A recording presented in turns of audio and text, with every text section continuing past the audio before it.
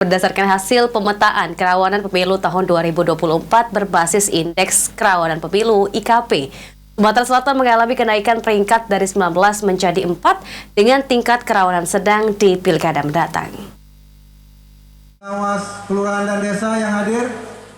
Bawaslu Sumatera Selatan melakukan identifikasi dan pemetaan kerawanan pemilu tahun 2024 berbasis Indeks Kerawanan Pemilu (IKP). Hasilnya, Sumatera Selatan mengalami kenaikan IKP dari peringkat ke-19 pada tahun 2022 menjadi peringkat ke-4 pada tahun 2024 dengan masuk tingkat kerawanan sedang.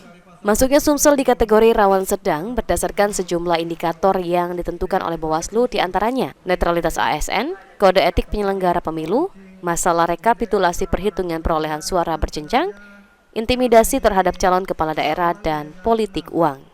Kurniawan selaku Ketua Bawaslu Sumatera Selatan mengatakan, dengan duduknya Sumatera Selatan di peringkat ke-4 kategori rawan sedang, pihaknya akan memitigasi dan pencegahan terhadap potensi penyelenggaraan yang ada pada pilkada serentak mendatang. Launching ini dilakukan untuk memitigasi atau melakukan pencegahan terhadap potensi-potensi pelanggaran yang ada pada tahapan pemilihan serentak tahun 2024.